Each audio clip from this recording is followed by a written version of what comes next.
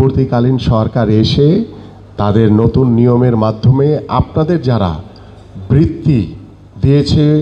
বিগত সময়, কিন্তু বর্তমানে আপনাদেরকে বৃত্তি প্রদান থেকে মানে আমাদের যারা শিক্ষার্থী রয়েছে তারা যাতে বৃত্তি দিতে না পারে সে বিষয়ে একটু বৈষম্য তৈরি করেছে। এবং আমি আপনাদেরকে আশ্বস্ত করছি, যদিও এটা আমার সাবজেক্ট না, এটা ডক্টর মাহাদি আমিনের সাবজেক্ট, তারপরেও আমি তার সাথে কথা বলেছি যে ইনশাল্লাহ আগামী নির্বাচনে বাংলাদেশ জাতীয়তাবাদী দল বিএনপি নির্বাচিত হলে, সরকার গঠন করলে ইনশাল্লাহ আপনারা আপনাদের প্রত্যেকটি স্কুল থেকে আপনাদের সকল ছাত্রছাত্রীরা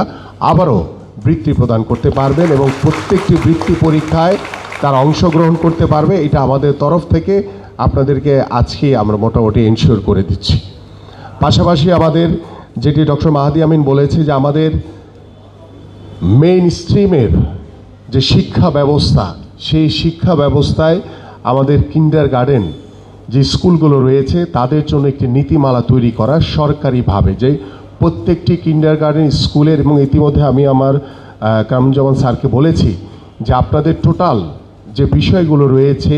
সুযোগ সুবিধাগুলো দরকার, কিভাবে সরকারের সাথে সমন্বয় করে আপনাদেরকে এমপিওভুক্তকরণ করা যায় কি না, বা কী শর্তে করা যায়, কিভাবে করলে ভালো হয়, এই সার্বিক বিষয়গুলো যদি আপনারা আমাদের কাছে দেন তাহলে আমি ডক্টর মাহাদি আমিনের সাথে কথা বলেছি যে আমাদের যে আগামীর বাংলাদেশ গড়ার জন্য, আমাদের যে শিক্ষা ব্যবস্থাকে সামনের দিকে এগিয়ে নিয়ে যাওয়ার জন্য আমাদের যে আগামীর নির্বাচনী যে ইশতেহার থাকবে, সেই ইশতেহারে আমরা আপনাদের কিন্ডারগার্টেনের পক্ষ থেকেও একটি নীতিমালার একটি গাইডলাইন আমরা আমাদের আগামী শিক্ষা ব্যবস্থায় আমরা সেই ম্যানিফেস্টোতে আমরা এটি প্রদান করতে চাই, যাতে সারা বাংলাদেশে প্রায় যে 55,000 যে আপনাদের কিন্ডারগার্টেন স্কুল রয়েছে, সেই স্কুলগুলোর সকলেই যাতে সেই সুযোগ সুবিধাগুলো যাতে সরকারের পক্ষ থেকে এবং সরকারের সহযোগিতার মাধ্যমে আমরা যাতে প্রত্যেকটি পরিবারের কাছে, প্রত্যেকটি শিক্ষক শিক্ষিকার কাছে, প্রত্যেকটি ছাত্রছাত্রীদের কাছে, প্রত্যেকটি অভিভাবকের কাছে যাতে এই সুযোগ সুবিধাগুলো আমরা পৌঁছে দিতে পারি, সেই বিষয়ে আমরা ইতিমধ্যে আলোচনা করে আমাদের মাননীয় ভারপ্রাপ্ত চেয়ারম্যান জনাব তারেক রহমানের সাথে কথা বলে আমরা সেই প্রস্তাবনাটি আমরা কিভাবে এক্সিকিউশন করা যায় সে বিষয়ে ইনশাল্লাহ আমরা সকলেই পদক্ষেপ নিব। প্রিয় উপস্থিতি, আমাদের আরেকটি বড় সমস্যা আপনাদের, সেটি হচ্ছে যে আপনাদের যে নিবন্ধনের যে বিষয়টি রয়েছে সেটি অত্যন্ত জটিল একটি বিষয়, আমি যেটি স্যার বলার চেষ্টা করছিলেন। তো সেই জায়গাতেও আমার কাছে মনে হয় যে আমরা সহজ শর্তে কিভাবে আপনাদেরকে নিবন্ধন দেওয়া যায়, বা কিভাবে আপনাদেরকে সারা বাংলাদেশের প্রত্যেকটি প্রাথমিক বিদ্যালয় কিংবা বেসরকারি মাধ্যমিক বিদ্যালয়ের সাথে সকলের সাথে একটা যোগসূত্র তৈরি করা যায়, সেই বিষয়গুলো নিয়ে আমরা ইনশাল্লাহ কাজ করব। এবং সেই ক্ষেত্রে আপনাদের সকলের সহযোগিতা দরকার, কারণ আমরা সবসময় একটি কথা মাথায় রাখতে হবে,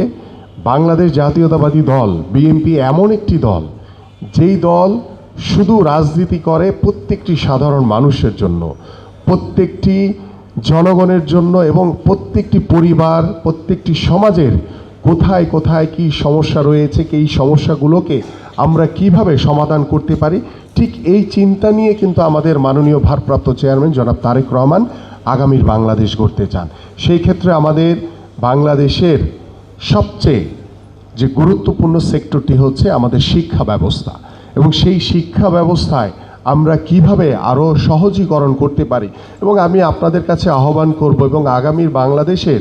যে শিক্ষার যে কারিকুলাম, যে জাতীয় শিক্ষাক্রমে আমাদের যে নতুন কিছু সংযোজন হতে যাচ্ছে, এবং সেই সংযোজনের ভিতরে আমি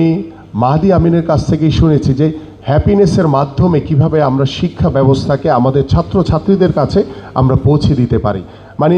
শুধু পড়াশোনার যে মানসিক যে চাপ, সেই চাপটাকে আমরা দূর করার জন্য আমরা খেলাধুলা, সাংস্কৃতিক চর্চা, বিভিন্ন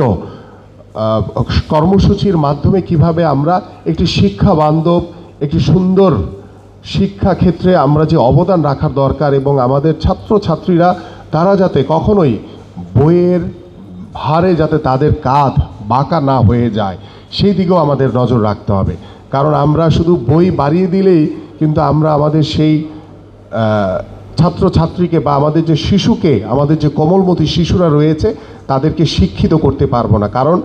তাদেরকে আমাদের মাথায় রাখতে হবে যে আমরা যেমন শিক্ষার আলো তাদের কাছে পৌঁছে দিতে চাই, শিক্ষার মান তাদের কাছে পৌঁছে দিতে চাই, ঠিক সেইভাবে আমাদের তাদেরকে সুস্থভাবে গড়ে তোলাটাও আমাদের জন্য অত্যন্ত গুরুত্বপূর্ণ। এবং তাদের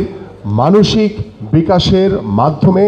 আমরা যেভাবে তাদের বিকাশ ঘটাতে চাই, ঠিক সেইভাবে আমরা শারীরিক সক্ষমতার মাধ্যমেও তাদেরকে বিকাশ ঘটাতে চাই। এবং আপনারা জানেন যে আমাদের প্রত্যেকটি ঘরে ঘরে এখন ডিভাইসে আসক্ত হয়ে আমাদের শিশুরা